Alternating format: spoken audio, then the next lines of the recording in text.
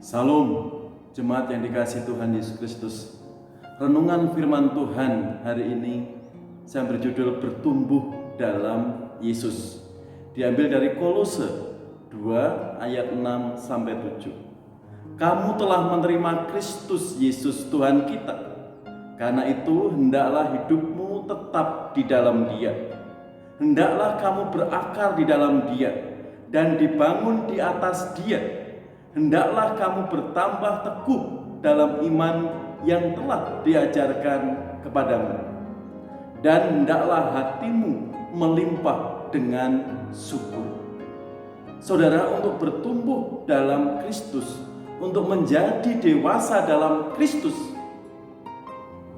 ada tantangan yang harus kita lewati. Yaitu tantangan dari dalam kedagingan, nafsu, keinginan daging kita, dan tantangan dari luar, yaitu ajaran-ajaran dari nabi-nabi palsu yang menyesatkan jemaat. Bagaimana dengan gereja Kolose? Apa tantangannya sehingga jemaat bisa bertumbuh dalam Yesus Kristus? Mari kita berdoa terlebih dulu. Terima kasih Bapa di surga. Biarlah Roh Kudus-Mu menyertai kami semua saat kami akan belajar firman-Mu, sehingga kami boleh mengerti kehendak Tuhan dan kami siap bertumbuh di dalam Engkau Yesus.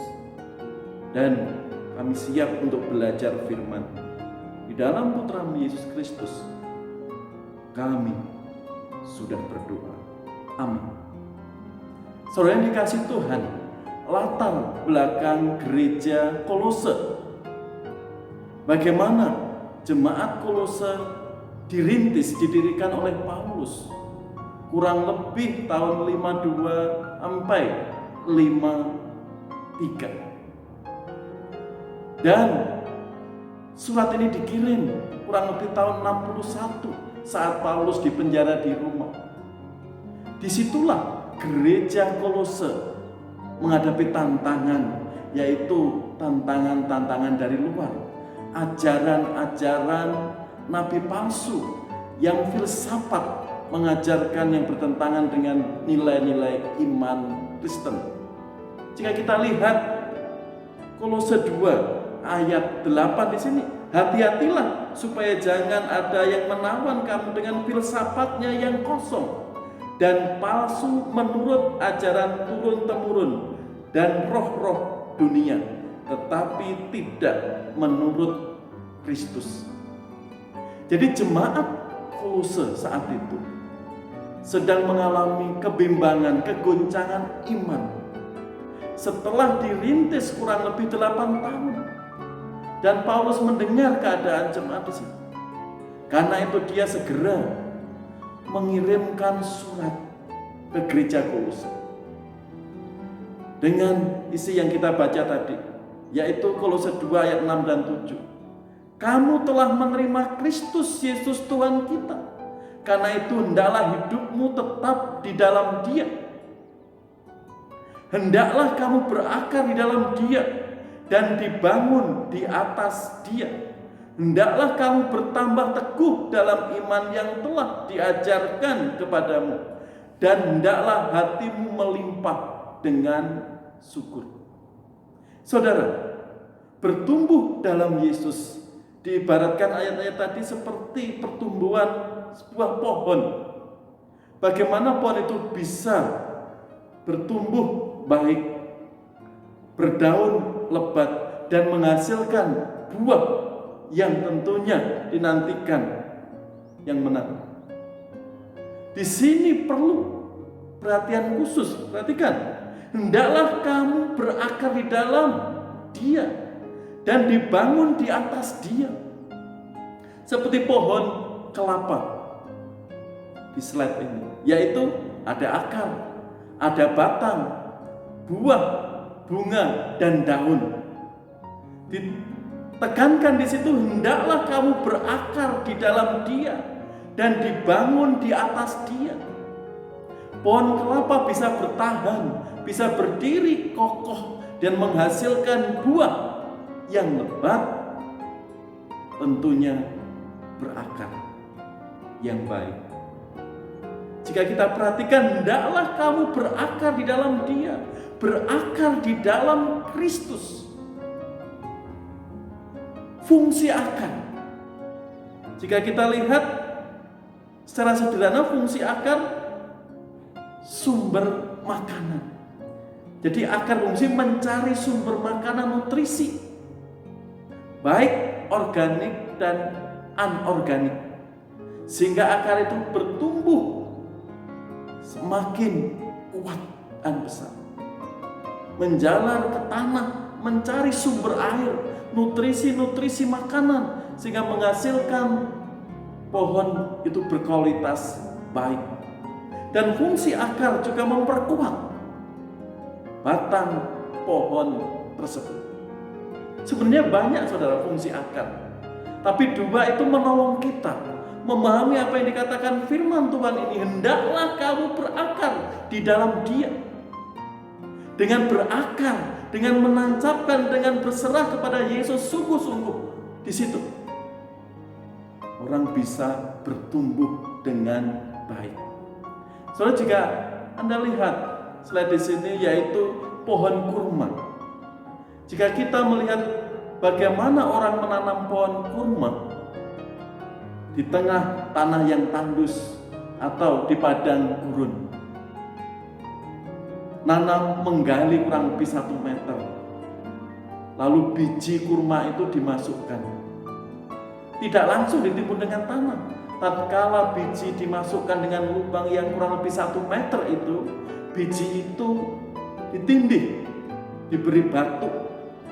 Tujuannya apa?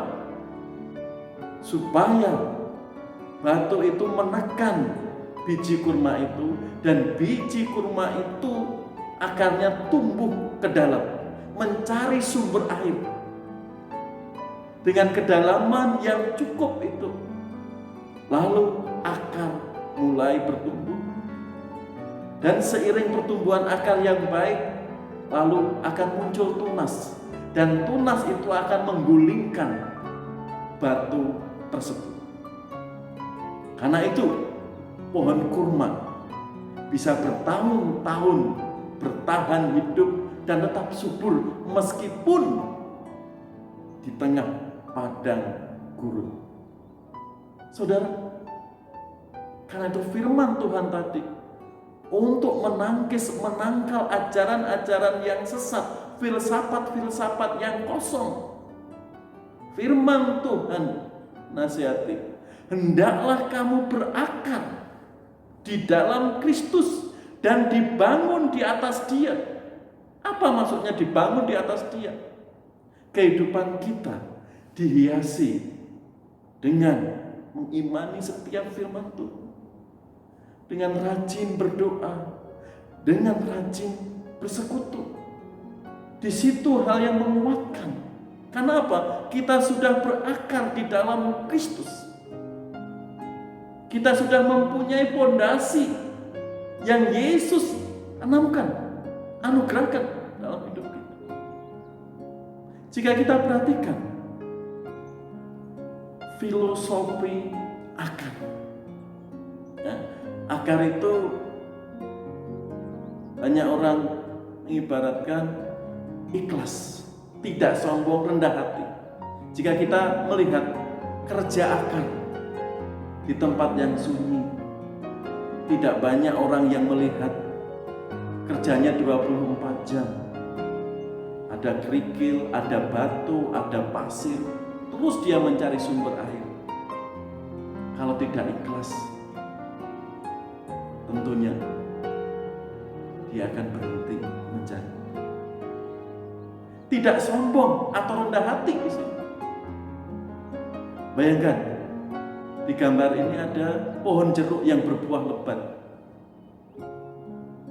Apa yang biasanya orang katakan kepada buah jeruk yang lebat, yang manis, yang menyegarkan itu? Oh, buah ini sangat segar, manis, enak, bergizi tinggi. Yang dipuji buah jeruknya. Akar pernah dipuji? Wah, ini akarnya bagus, akarnya hebat. Tidak. Orang sering memuji buahnya karena rasanya yang luar biasa.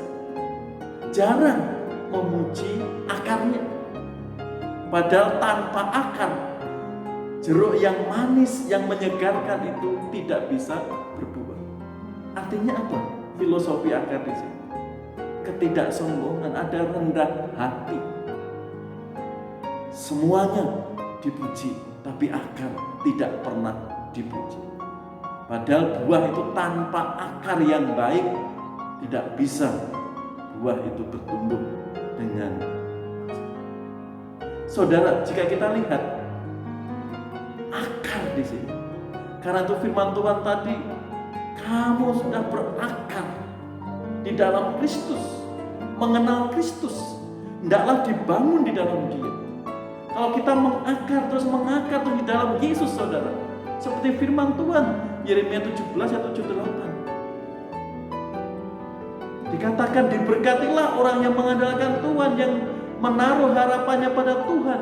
Ia akan seperti pohon ditanam di tepi air, yang merambat akar-akarnya di tepi batang air, dan yang tidak mengalami datangnya panas terik, yang daunnya tetap hijau, yang tidak khawatir dalam tahun kering, dan yang tidak berhenti menghasilkan buah. Karena apa?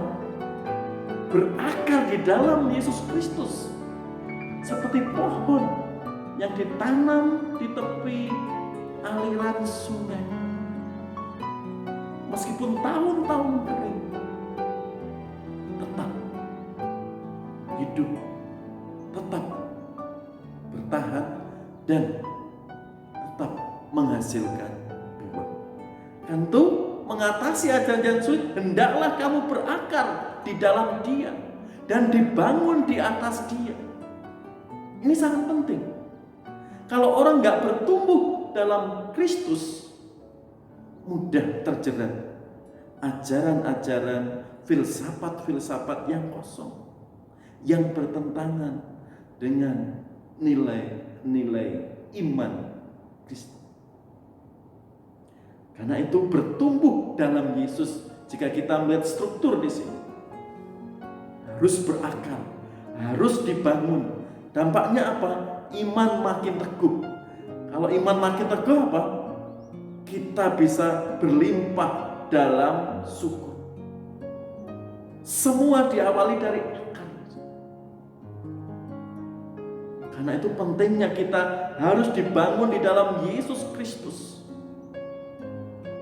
Dalam keadaan apapun, kalau kita berakar, dibangun di dalam Dia, di dalam firman-Nya, kita akan kuat. Sehingga hidup kita senantiasa berlimpah dengan syukur. Tapi kalau keluarga kita, hidup kita dibangun dengan dasar materi di atas segala-galanya, uang di atas segalanya, saudara, akan hancur keluarga, akan lumpuh kehidupan orang itu, akan mudah diombang-ambingkan oleh ajaran-ajaran yang tidak jelas dalam hidup. Akibatnya apa? Kebimbangan dan kebimbangan, kekhawatiran, dan ketakutan demi ketakutan meliputi hidup. Hidup di dalam Tuhan tidak mengakar dengan baik. Saudara, jika kita berakar dalam Yesus Kristus, endingnya apa? Berlimpah dalam syukur. Seperti Kolose 3 ayat 17. Dalam segala sesuatu yang kamu lakukan dengan perkataan atau perbuatan, lakukanlah semuanya itu dalam nama Tuhan Yesus Kristus, sambil mengucap syukur oleh Dia kepada Allah Bapa kita. Di sini endingnya, klimaknya. Kalau kita berakar di dalam Kristus, dibangun di atas firman Tuhan, hidup kita berlimpah syukur. Baik yang kita katakan, baik yang kita lakukan, semua diawali dari mana? Berakar di dalam Yesus Kristus. Karena itu saudara, seperti pohon jeruk tadi, berbuah lebat. Dilihat sangat indah, dimakan menyegarkan, manis sekali. Jeruk yang indah, lezat, manis, tanpa mengakar di dalam Kristus, terasa.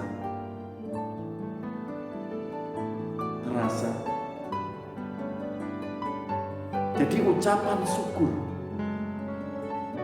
orang Kristen dilandasi karena apa? Semuanya dari Kristus, semuanya dari Tuhan. Berlimpah syukur, kita bisa berbuah sampai detik ini, bisa kuat sampai hari ini, karena kita mengakar di dalam Kristus, sumber berkat, sumber pertolongan, dan sumber kehidupan. Mari kita bertumbuh dalam Yesus Kristus, yaitu harus berakar dalam dia, harus dibangun di atas firman-Nya, dan nampaknya iman makin teguh sehingga hidup kita berlimpah. Kan tuh saudara, bertumbuh dalam Kristus Yesus, tandanya kita semakin mengasihi Kristus dalam keadaan. Setiap hari kita mentaati, mengimani firman-Nya dalam keadaan apapun. Mungkin hari ini ada kesusahan, ada pergumulan, kita tetap bertumbuh dalam Kristus, mengimani pertolongan Tuhan akan dilakukan. Kita tidak lari dari masalah. Banyak anak-anak Tuhan dalam menghadapi masalah, mereka lari dan meninggalkan Tuhan, mencari pertolongan di tempat-tempat lain. Di luar Kristus sungguh menyedihkan. Lo hadapi masalah, undang Yesus, datang kepada Yesus. Sehingga apa? Kita semakin mengakar, kita semakin mengenal dalam Kristus. Tanda orang bertumbuh dalam Kristus, bagaimana? Peduli dengan sesama, mengasihi sesama, mengampuni sesama, dan terus belajar di dalam firman. Tanda orang bertumbuh dalam Kristus, sejauh mana Anda mensyukuri berkat-berkat Tuhan, pergumulan, masalah yang ada, sejauh mana Anda mensyukuri. Jika orang-orang dibangun di atas firman Allah, dia akan kuat dan makin berbuah. Mari saudara, kita bertumbuh di dalam Yesus Kristus, sehingga kita kuat menghadapi tantangan kehidupan saat sekarang. Tuhan Yesus memberkati. Mari kita berdoa. Terima kasih firman-Mu hari ini Tuhan, yang mengajak kami, mendorong kami untuk terus bertumbuh di dalam Engkau. Dan kami harus mengakar, kami harus berserah sungguh-sungguh kepada-Mu, sehingga tantangan kehidupan saat ini kami lewati bersama-Mu. Kami mengenal firman-Mu dengan baik. Biarlah hidup kami diliputi pimpinan tuntunan dari firman. Dalam keadaan apapun Tuhan, kami bisa belajar bersyukur, karena kasih kuasa-Mu sungguh indah, sungguh nyata di tengah-tengah kehidupan kami jemaat. Ya, berkat-Mu turun atas kami hari ini. Di dalam Putra-Mu Yesus Kristus kami sudah berdoa. Amin.